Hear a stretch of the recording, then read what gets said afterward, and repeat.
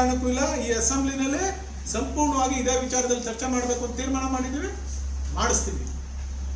ಈ ವಿಚಾರದಲ್ಲಿ ಅಸೆಂಬ್ಲಿಲಿ ಹೋರಾಟ ನಡೀತದೆ. ಇದು ದೊಡ್ಡ ಬರ್ನಿಂಗ್ ಇಶ್ಯೂ. ಇದನ್ನ ಬಿಟ್ಟು ಬೇರೆ ಏನು ಇಶ್ಯೂ ತಗೋಬಾರ್ದು. ಕಳೆದ ಬೆಳಗಾಂನಲ್ಲಿ ಆ ಭಾಗದ ಇಶ್ಯೂ ತಗೋಬೇಕು ಅಂತೇಳಿ ಏನು ಚಿಂತೆ ಆಗಿತ್ತು, ಅದರ ವಿಚಾರದಲ್ಲಿ ಅದು ತಗೊಳ್ಳಿಲ್ಲ.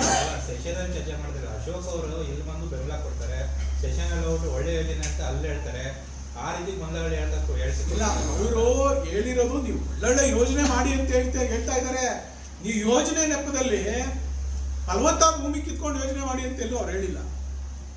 ನೀರು ಕೊಡಿ, ರಸ್ತೆ ಇನ್ಫ್ರಾಸ್ಟ್ರಕ್ಚರ್ ಬೇಕು, ಎಲ್ಲ ಬೇಕು. ನೀವೆಲ್ಲ ಮಾಡ್ತಾ ಇದ್ದೀರಿ. ಪಾಪ 3 ವರ್ಷದಿಂದ ಎಲ್ಲ ಮಾಡಿ ಮುಗಿಸ್ಬಿಟ್ಟಿದ್ದೀರಾ. ಇನ್ನು 2 ವರ್ಷ ಬಾಕಿ ಇರೋದು.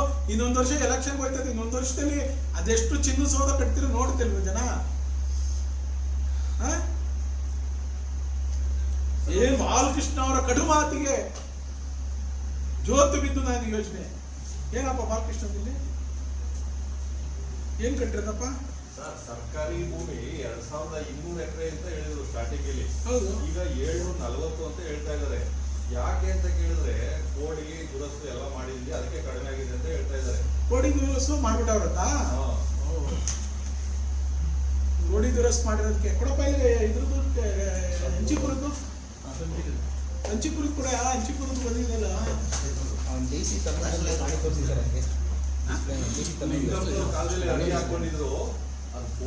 ಅದೇ ಯಾರ್ಯಾರು ಬರ್ದವ್ರೆ ಅಂತ ಬೇಕಲ್ಲ.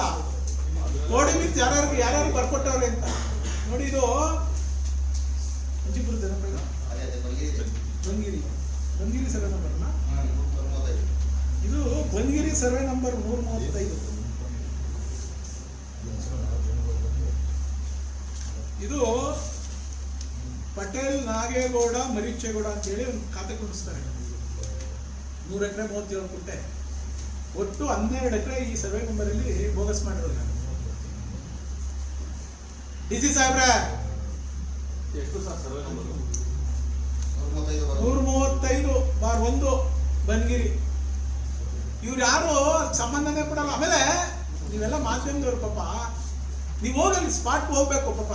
ಇವ್ರನ್ನೆಲ್ಲ ಕರ್ಕೊಂಡು ಭೂಮಿನೇ ಇಲ್ಲ ರೀ, ಜಮೀನೇ ಇಲ್ಲ ಅಲ್ಲಿ. ಫಿಸಿಕಲ್ ಆಗಿ ಜಮೀನೇ ಇಲ್ಲ, ಖಾತೆ ಎಲ್ಲ ಐತೆ. ಎಷ್ಟು ಕೋಟಿ ಬರ್ತದೆ ದುಡ್ಡು ಇವ್ರಿಗೆ?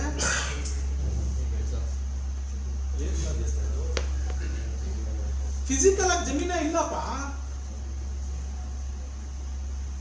12 ಎಕರೆ ಎಷ್ಟು ಕೋಟಿ ಬರ್ತದ್ರಿ? ಮಿನಿಮಮ್ 24 ಕೋಟಿ ಬರ್ತದ. ಯಾರು ಹೋಗ್ತದೆ? ಯಾರು ಹೋಗ್ಬೇಕಿದು? ರೆವಿನ್ಯೂ ಆಫೀಸರ್ಗೆ ಹೋಗ್ಬೇಕಾ?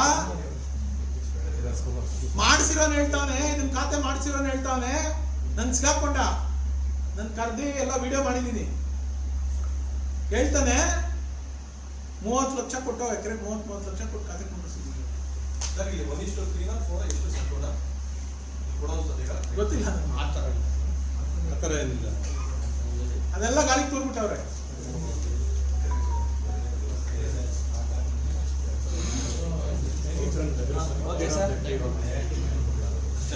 ಆಮೇಲೆ ನಾವು ಈ ಯೋಜನೆಗೆ ವಿರೋಧ ಇದ್ದೀವಿ ಅಂತ ಹೇಳಿ 80% ರೈತರು ಏನು ಅಬ್ಜೆಕ್ಷನ್ ಹಾಕಿದ್ರು ಅವನ್ನೆಲ್ಲ ಮುಚ್ಚು ಮಾಡಿಬಿಟ್ಟವ್ರು. ಡಿಸಿ ಮುಚ್ಚಿಬಿಟ್ಟು ಮೊನ್ನೆ ರೈತರು ಹೋಗಿದ್ದಾಗ ಶಿವಕುಮಾರ್ ಅವ್ರು ಫೋನ್ ಮಾಡಿದ್ರೆ ಫೋನ್ ಆನ್ ಮಾಡಿ, ಇಲ್ಲ ಸರ್ 80% ವಿರೋಧ ಇದೆ ಅಂತ. ಅವರೆಲ್ಲ ಬಂದವ್ರು ಇಲ್ಲಿ ನಾನು ಎದುರುಗಡೆ ಕೂತವ್ರೆ, ಸ್ಪೀಕರ್ ಆನ್ ಮಾಡಿದ್ದೀನಿ ಅಂದ್ರೆ ಏನ್ ಹೇಳ್ತಾರಂತೆ? ಇಲ್ಲ ಸರ್ ನಮ್ಮ ಪರ ಇದೆ 80%. ಕೋರ್ಟ್ ಕರೆಸ್ತೀನಿ, ಬಿಡ್ತೀನಿ ಅಣ್ಣನ. ಅಲ್ಲ ಸರ್, ಕೆಲಸ ಮಾಡದೆ ಬಿಲ್ ಮಾಡ್ಕೊಳ್ಳೋರು ಎಲ್ಲ ಸಿಗ್ತಾರೆ ಸರ್. ಇದೇನು ಸರ್ ಭೂಮಿನೇ ಇಲ್ಲ ಖಾತೆ ಮಾಡ್ಕೊಂಡಿರೋರು.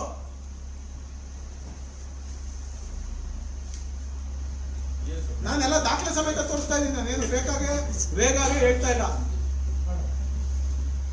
ಸರ್, ಇಲ್ಲಿ ಸುದ್ದಿಗೋಷ್ಠಿಯಲ್ಲಿ ಬಹಳ ಪ್ರಮುಖವಾಗಿ ಜಿಲ್ಲಾಧಿಕಾರಿಗಳ ವಿಚಾರವನ್ನ ಬಹಳಷ್ಟು ಬಾರಿ ಪ್ರಸ್ತಾಪ ಮಾಡಿದೆ. ಹೌದು, ಇಲ್ಲಿ ಅಧಿಕೃತವಾಗಿ ನಿಮ್ಮ ವಿರೋಧ ಪಕ್ಷ ರಾಜಕಾರಣಿಗಳನ್ನ ಎದುರಿಸುವಂತದ್ದು ಒಂದ್ ಕಡೆ ಅಧಿಕಾರಿ ಇಷ್ಟೊಂದು ಲೋಪ ಮಾಡಿದ್ದಾರೆ ಅಂದ್ರೆ ವಿರೋಧ ಪಕ್ಷ ಫೈಲ್ ಹೋಗಲ್ವಾ ಸರ್?